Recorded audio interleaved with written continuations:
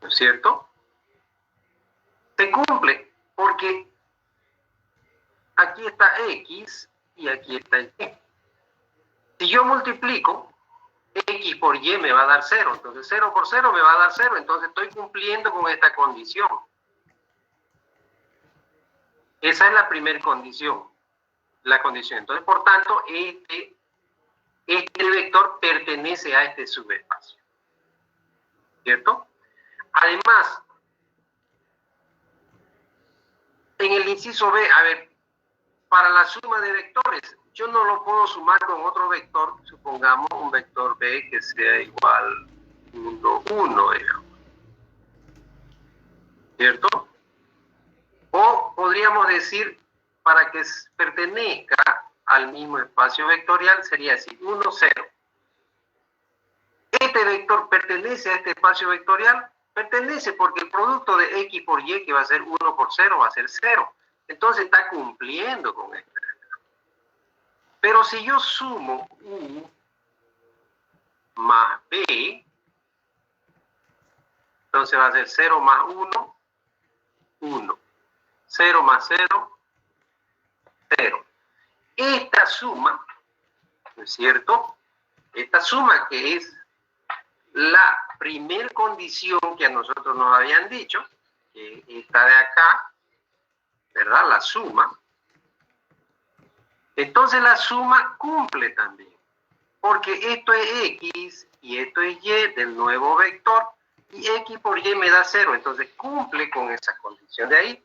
Entonces el inciso A se cumple. ¿No es cierto? Se cumple. Pero si yo multiplico por un escalar al vector, imaginémonos que yo multiplique por un escalar K igual a 2. ¿No es cierto? Si yo multiplico a U, va a cumplir. Porque 2 por 0, 0, 2 por 0, 0, y 0 por 0, 0, cumple. ¿Cierto? Si yo multiplico acá al otro vector, 2 por 1, 2, 2 por 0, 0, 0 por 2 va a ser 0, también cumple. Entonces, si estos vectores fueran así, se cumplen. Pero, ¿qué pasaría en este caso? Si yo tengo estos dos vectores, supongamos U, que sea así, y B, que sea así. En primer lugar, U pertenece a R2 y cumple con esta condición, sí. Entonces 1 por 0, 0, cumple. El vector B pertenece a R2, sí.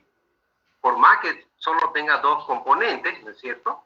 Porque yo puedo poner, supongamos aquí el vector A que tenga la componente 2, 3. Este vector pertenece a R2, sí pertenece a R2, pero no cumple con esta condición, donde el producto de sus componentes sea igual a 0. Por tanto, este vector ya no pertenece a este subespacio.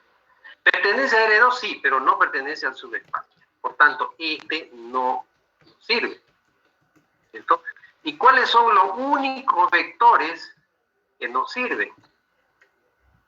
Sería estos dos vectores de acá, donde una de sus componentes puede ser cualquier número real, pero la otra componente debe ser 0, como en este caso.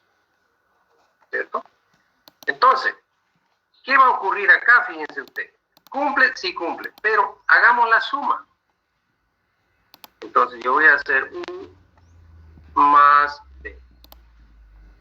Donde yo tengo acá U, ¿no es cierto? Que tiene su componente 1, 0, voy a sumar con el vector B, que tiene la componente 0, 1, y esto va a ser igual. 1 más 0, 1. 0 más 1, 1.